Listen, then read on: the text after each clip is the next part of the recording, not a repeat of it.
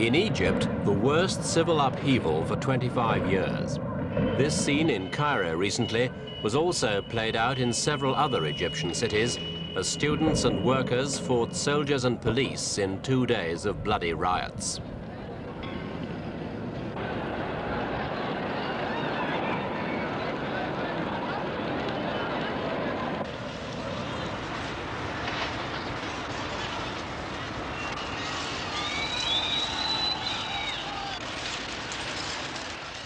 When the smoke cleared, over 70 were dead, hundreds injured, and more than 1,000 arrested. The disturbances began when the government announced its intention to cut back food and fuel subsidies, a move that would have raised the prices of some basic necessities by 50%. The protests soon took on a rich versus poor character, with bands of peasants and low-paid workers attacking Cairo's most obvious symbols of wealth: the luxurious night spots along the capital's so-called Las Vegas Strip near the Giza pyramids. Some clubs were totally wrecked.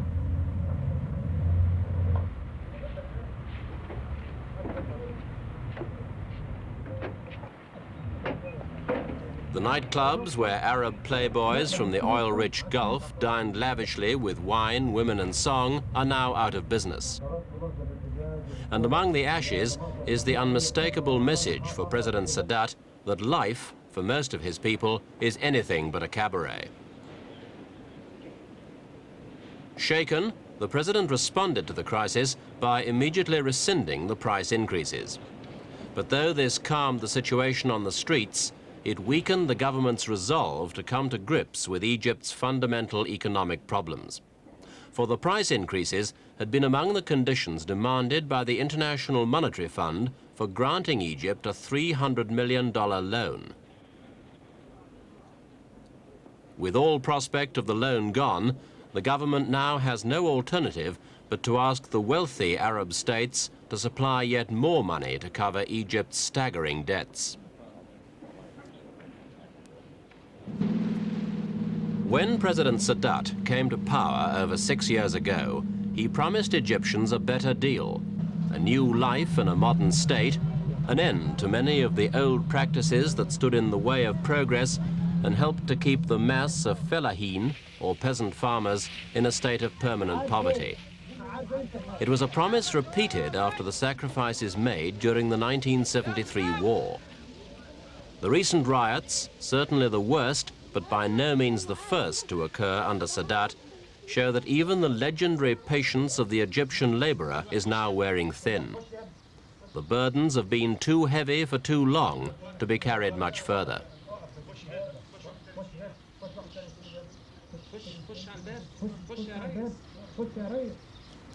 But any remedies must inevitably take account of the harsh facts of Egypt's geography.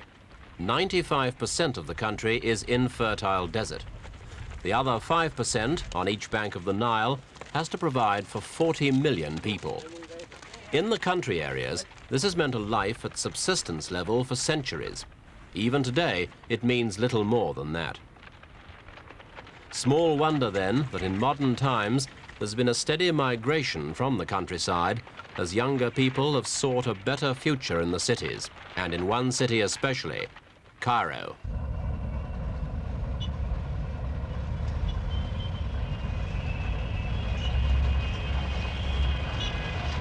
Egypt's capital is bursting at the seams and for years has lived dangerously close to the point of economic collapse. Nearly 10 million people live in the city and its suburbs. That's a quarter of the country's entire population. And it's been estimated that 100,000 newcomers arrive from the countryside every year. If they're lucky, they survive by trading in anything that's saleable. Cairo already has over 500,000 peddlers on its streets, competing in a babel of noise and confusion.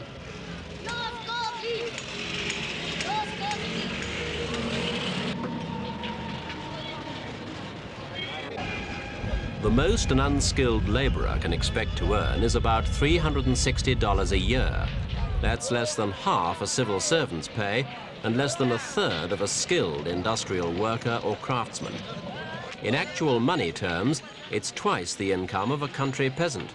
But here in the city, its real value is tempered by an annual inflation rate of more than 20%.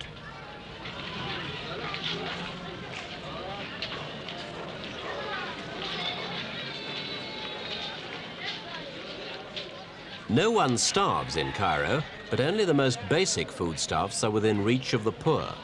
Vegetables and fruit are cheap, and the prices of bread, flour, sugar, meat and cooking oil are kept artificially low by the $1,000 million the government spends on subsidies every year.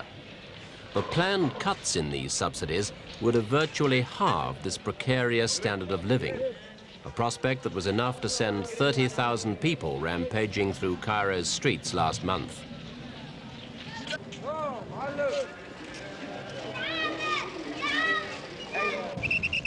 Life in Cairo is made no easier by the chronic inefficiency of many public services, which just can't cope with the pressures put upon them.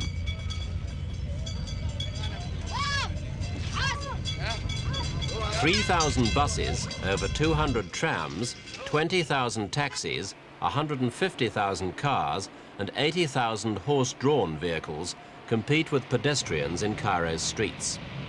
3.5 million passengers a day move or attempt to move by public transport. But the system's so overloaded that journeys across town can take up to 3 hours, often in the most exhausting conditions. Fares haven't changed in 20 years, and many ride free in the rush hours. In the most heavily populated suburbs, sanitation services often break down. Public drains become blocked, flooding their contents onto the streets.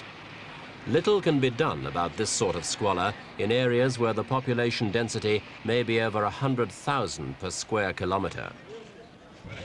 In fact, population, or rather the increase in population, is probably the greatest threat to Egypt's economic future. Every year, there are 1.5 million more people to feed. Efforts to persuade young couples to have fewer children have met with a disappointing response and have had to fight against the usual religious and traditional objections of an archaic society.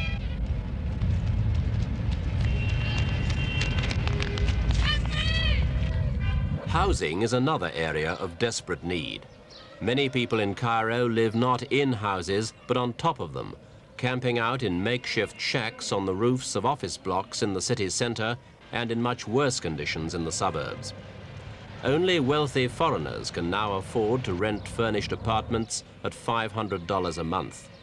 Unfurnished premises are supposed to be $25 to $50 a month, but landlords nearly always insist on being paid under-the-table key money that could amount to anything between $5,000 and $10,000.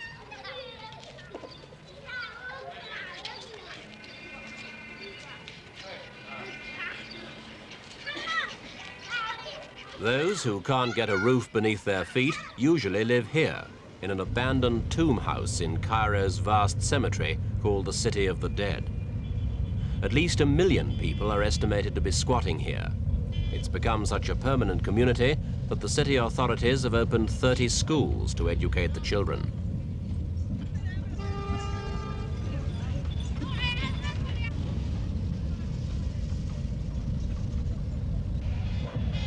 What political impact the riots and the problems that underlie them will have is difficult to forecast, especially as the political framework of Egypt is itself in transition.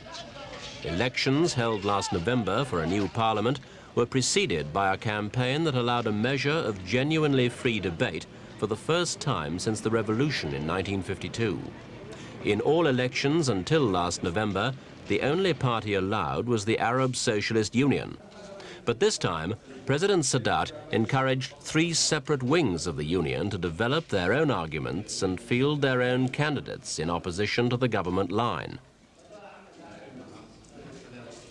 It was all part of President Sadat's new initiative to move Egypt gradually towards a more democratic system, with the eventual aim of establishing separate political parties.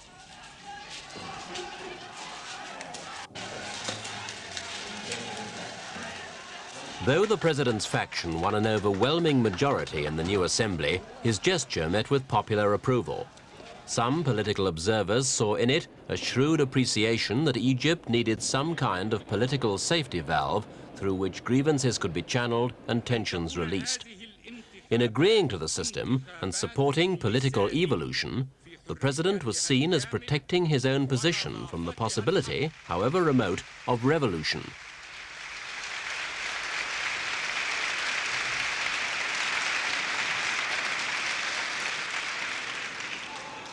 At the first session of the new parliament, President Sadat delighted members by announcing that the three factions would, from now on, be allowed to form themselves into quite independent political parties of right, centre and left, and the role of the old Arab Socialist Union would be progressively reduced.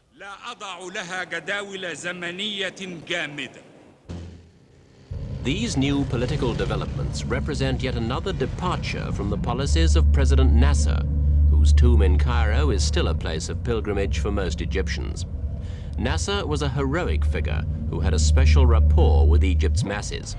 President Sadat cannot match his popular appeal. And though he still pays lip service to the dead leader's memory, he's nevertheless reversed many of his predecessor's policies. Many demonstrators in the latest riots chanted Nasser's name as they put buses and buildings to the torch.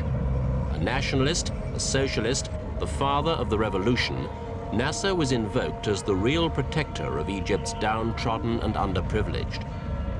President Sadat's policy of economic opening, on the other hand, was seen as giving further opportunities for the moneyed classes to prosper. Certainly one aim of President Sadat's new economic policy is to allow businessmen to invest, especially foreign industrialists. Over 20 international oil companies, for example, are planning to spend $500 million in the next 8 years to see if Egypt can be brought into the big league of oil exporters. Success here could transform the country's economy.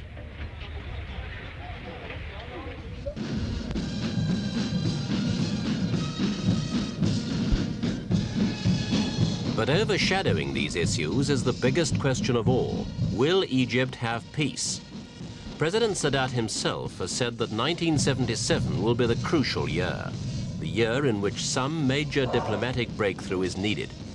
He's working for a new Geneva conference and a settlement that will allow him to take the economy off the war footing it's been on for the last 10 years.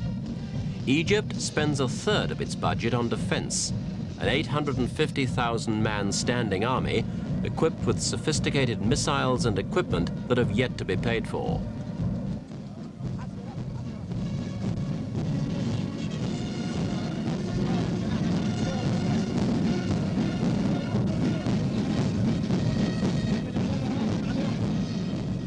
Military expenditure is a heavy drain on Egypt's resources. If President Sadat achieves a settlement, he might have a real chance to improve the economy and restore his prestige. If he doesn't, his only alternative, as he said himself, is yet another Middle East war.